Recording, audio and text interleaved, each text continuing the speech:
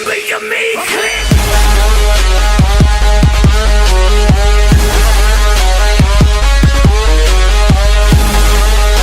করছি সবাই ভালো আছেন, আমিও ভালো আছি।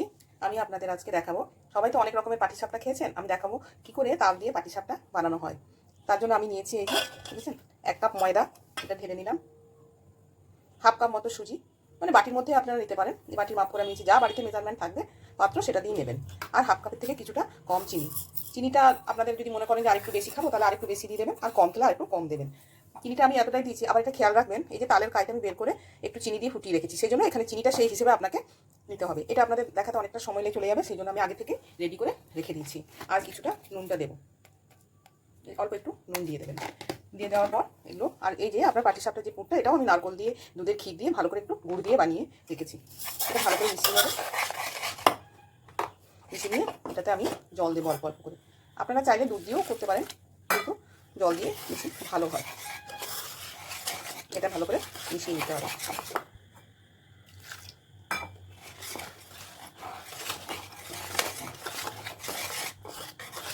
এটা মিশিয়ে নেবো এরকম করে ভালো করে। তারপর এটাকে আমি 10 মিনিট মতো রেস্টে রেখে দেবো, যাতে চিনিটাও গলে যায় আর সুজিটাও ভালো করে ভিজে ফুলে ওঠে, তাহলে সুবিধা হবে আপনাদের। আসুন এটাকে রেস্টে রেখে দিই কিছুক্ষণ, 10 মিনিট মতো রেখে দিচ্ছি। 10 মিনিট পরে আমি ফিরে এলাম। দেখুন আমি এটা দেখি, এই ঘনত্বটা আপনাকে দেখে নিতে হবে। দেখে নিয়ে এর মধ্যে আমি আরেকটু জল বেশি দেবেন না, অল্প অল্প করে মেশাবেন। আমার হয়ে গেছে, রেডি হয়ে গেছে। ভালো করে একটু এগিয়ে নিন। এই সাদা অংশ কিছুটা আমি অন্য একটা বাটিতে তুলে রাখবো। দেখতেই পাচ্ছেন ঘনত্বটা। পরে দেখাবো এটা আপনাদের কেন আমি এটা তুলে রাখলাম, পরপর সবই দেখাবো। এর মধ্যে এরপর আমি তালের এই যে রেডি করে রেখেছিলাম ক্ষীরটা, এটা মিশিয়ে দেবো। সবটা দেবো না, সবটা লাগবে না, অর্ধেকটা দেবো। এটা দিয়ে অন্য আবার একটা তালের আইসক্রিম বানাবো, সেটা আপনাদের আমি পরে দেখাবো। তালের পুরিটা তো আপনাদের আমি দেখিয়ে দিয়েছি, আজকে দেখাবো পাটিসাপটা, পরের দিন দেখাবো আপনাকে তালের আইসক্রিম কীভাবে বানানো হয়। ওই জন্য আমি একবারই তালটা কাইটা বের করে নিই, নিয়ে একটু চিনি দিয়ে ফুটিয়ে ওটাকে রিজার্ভ করে দিই। আপনি যদি এটাকে চিনি দিয়ে ফুটিয়ে রাখেন, এই তালটা আপনার ফ্রিজে অনেক দিন থাকবে। আপনি কাঁচা তালের দিয়েও করতে পারেন, কিন্তু সেইটা ফ্রিজে রাখলেও বেশি দিন থাকে না, কিন্তু একটু চিনি দিয়ে ফুটিয়ে রাখলে এটা অনেক দিন থাকে। দেখুন ব্যাটারটা কালারটা দেখেছেন, এতে কিন্তু আমাকে আরেকটু জল দিতে হবে।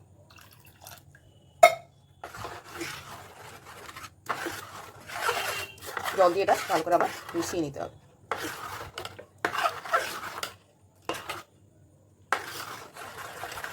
দেখেছেন এটার ঘনত্বটা আরেকটু মনে হচ্ছে, এটাকে করতে হবে।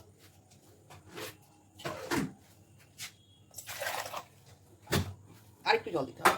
এই জন্য বললাম আপনাদের অল্প অল্প করে দেবেন, বেশি হয়ে গেলে যে মেজারমেন্টগুলো করেছেন সেগুলো তখন কম বেশি হয়ে যাবে, সেই জন্য জলটা এমনভাবে অল্প অল্প দিয়ে দেবেন যাতে আপনাকে আর কিছু মেশাতে না হয়।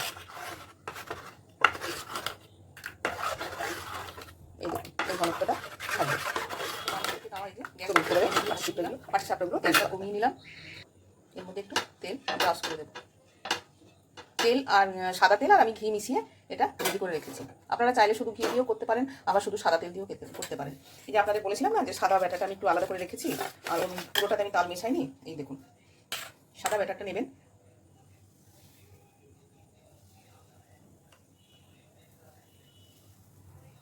আপনারা এটা এরকম করে দিয়ে দেবেন।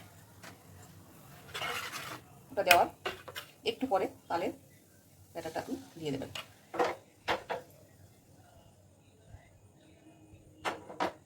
দেখুন এরকম করে ছড়িয়ে দিতে হবে। এরপর গ্যাসটা আবার একটু বাড়িয়ে দিবেন, চামচ দিয়ে এরকম করে এই সাইডগুলো এরকম দিয়ে দেবেন।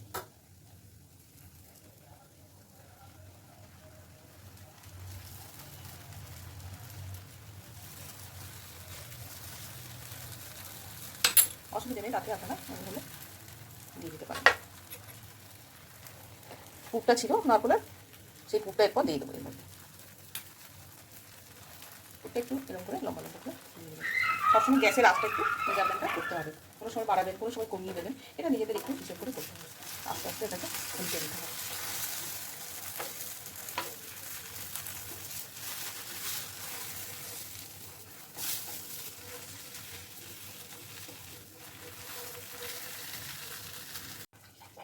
হয়ে গেছে, ওটা আমি একটু ঢাকা দিয়ে রেখেছিলাম।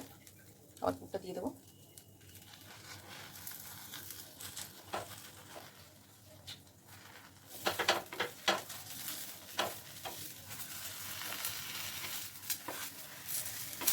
দেখেছেন গ্যাসটা আমি একটু বাড়িয়ে ফেলেছিলাম মাঝখানে, কেমন এই অংশটা একটু কালো কালো মতো হয়ে গেছে। জাস্ট গ্যাসটা আমি একটু বাড়িয়ে দিচ্ছি। গ্যাসের আঁচটা আপনাকে খুব সাবধানে করতে হবে, কখনো বাড়ানো কখনো কমানো, এইভাবে করতে হবে। এটা হয়ে গেছে, রেখে দিলাম। আরেকটা বানাই।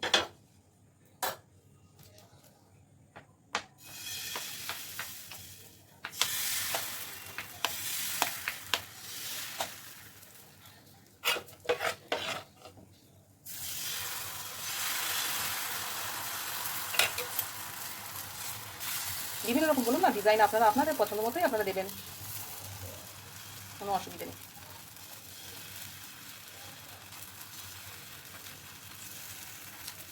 এরপর আবার ঢাকা দিয়ে দেবো। ঢাকাটা খুলে নিলাম, পুরটা দিয়ে দিলাম, না করলে যে পুরটা ছিল সেটা দিয়ে দিলাম।